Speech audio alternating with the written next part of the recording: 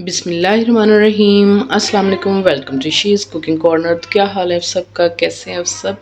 तो जी सर्दियाँ आने से पहले पहले ही आप हलवे की रेसिपी सीख लें और इसको सर्दियों में बना के इंजॉय कीजिए। 1 कप सूजी में 1 से 1.5 कप आप दूध का डालेंगे और ज़बरदस्त सा ये जो है हलवा बहुत ही मज़ेदार जो है रेडी होता है। तो रेसिपी को आपने फुल वॉच करना है, एंड तक देखिएगा। तो बिस्मिल्लाह करते हैं। सबसे पहले मिक्सिंग बोल ले लेते हैं, उसके अंदर आपने 1 कप सूजी जो है छान के इस्तेमाल करनी है। मेरे पास मोटे वाली थी, अगर आपके पास बारीक हो तो उसमें जो है 1 कप आपने जो है दूध का डालना है। ये मोटे वाली है तो 1.5 कप नीम गर्म दूध जो है वो हम इसमें ऐड करेंगे और जी इसको हम सोक करने के लिए आधा घंटा रख देंगे। इसी दौरान अगर आप मेरे चैनल पर नए हैं तो प्लीज़ इसका सब्सक्राइब लाइक ज़रूर कीजिएगा। तो जी आधा घंटा हम इसको रेस्ट देते हैं और ये अच्छे से फूल जाएगी। 1 टेबलस्पून जो है देसी घी का हम मेल्ट करके डालेंगे पैन में, और ड्राई फ्रूट्स जो हैं थोड़े से हम इसमें 1 से 2 मिनट जो हल्की आंच पे इसको फ्राई करेंगे। मेरे पास किशमिश थी, थोड़ा सा नारियल, बादाम और जी चारों मगज़, वो हम थोड़े से इसमें ऐड कर लेंगे 1 मिनट फ्राई करने के बाद। ठीक है जी। तो जो भी आपके पास नट्स हैं, कम डालना चाहते हैं तो कम डाल लें, ज़्यादा डालना चाहते हैं तो ज़्यादा डाल लें। 1 से 2 मिनट बिल्कुल हल्की आंच पे मैंने इनको फ्राई करके निकाल लिया है। और जी 1/2 कप हम देसी घी मेल्ट किया वो लेंगे, और ये 1 कप से थोड़ी सी कम, पौना 1 कप हमने जो है ये चीनी का ली है। अगर आपको ज़्यादा वो पसंद है मीठा तो आप फुल भर के डाल सकते हैं। ठीक है, मैंने थोड़ा सा 1 कप से कम ली है।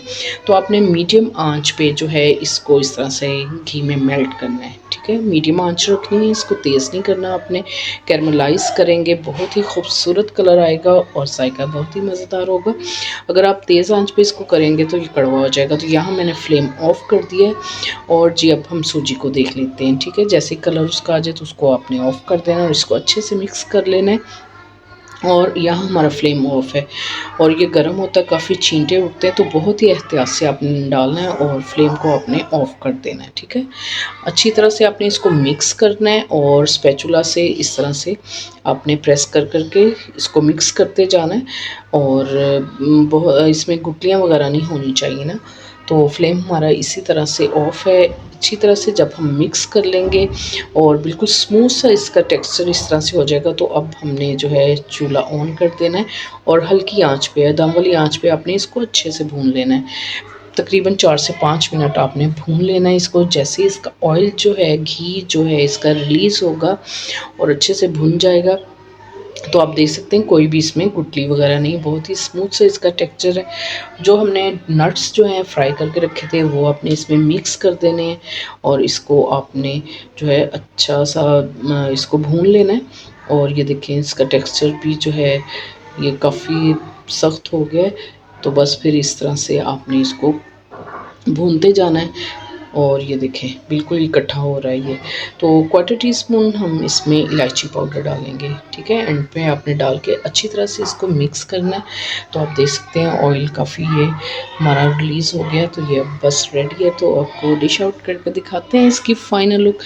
तो आप पहले से इसको सीख लें और तब पूरी सर्दियाँ आप इसको एंजॉय करें, बहुत ही ज़बरदस्त मज़े का बनता है।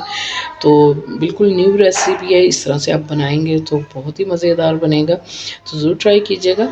अगर मेरी वीडियोस आपको अच्छी लगती है तो लाल सब्सक्राइब के बटन को प्रेस कीजिएगा, साथ में बेल आइकन ऑल पर प्रेस कीजिएगा। इससे ही होगा सबसे पहले मेरी रेसिपीज़ आपको मिल जाएंगी। Thank you for watching. Next video तक के लिए अल्लाह हाफिज़।